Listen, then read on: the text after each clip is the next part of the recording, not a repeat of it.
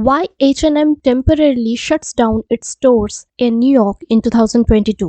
H&M के store के एक एम्प्लॉय का ट्वीट करना पड़ गया महंगा।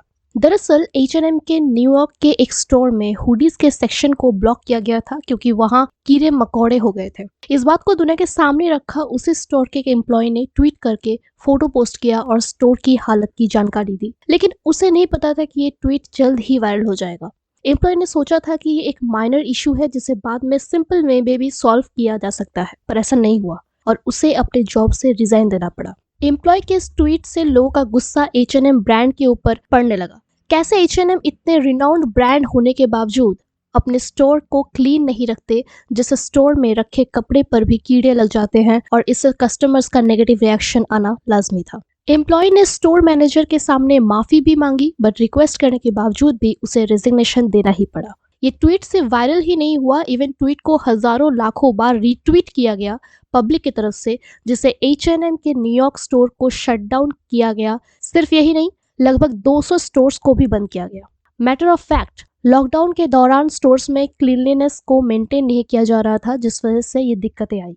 अब हमें इस इंसिडेंट को एनालाइज करके थोड़ा देखते हैं कि रियल में हुआ क्या है। रियल में देखें तो उस एम्प्लॉय की ऐसे में कोई गलती नहीं थी। उसने कस्टमर्स के हित के बारे में सोचा और कस्टमर्स के नजरिए से कंपनी के गलती को दुनिया के सामने रखा। उसने गलती के खिलाफ आवाज उठाई और सच में अगर देखा जाए तो गलती स्टोर मैनेजर की है, जिसे लॉकडाउन के दौरान स्टोर को क्लीन करने वाले लोगों से काम नहीं करवाया। स्टोर मैनेजर का काम होता है स्टोर को मैनेज करना, और जिसका जो काम होता है उससे वो काम टाइम पे करवाना। अगर स्टोर का इंटरनल मैनेजमेंट अपने रिस्पॉन्सिबिलिटीज को अच्छे से निभाती तो ये नौबत आती ही नहीं।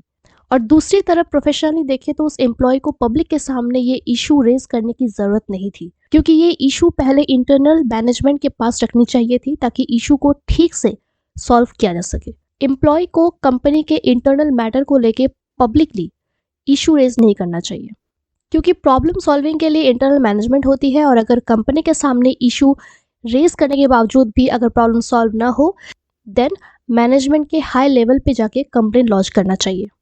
और अगर फिर भी ना हो, तब जाके पब्लिकली आप वॉइस रेज कर सकते हैं। ऐसे डायरेक्ट पब्लिक के सामने पहली बार में ही इशू रेज करना, it should not be done like this, क्योंकि एम्प्लॉयज कंपनी के लिए एसेट होते हैं और एम्प्लॉयज की भी रिस्पॉन्सिबिलिटी होती है कि वो कंपनी के इशू कंपनी तक ही रखे ताकि कस्टमर्स के सामने कंपनी या ब्रांड के नेगेटिव इम्पैक्ट ना पड़े। और जहाँ तक बात है ट्वीट की, तो ये सोशल मीडिया का ज़माना है जनाब, यहाँ चंद मिनटों में चीज़ें वायरल हो जाती है।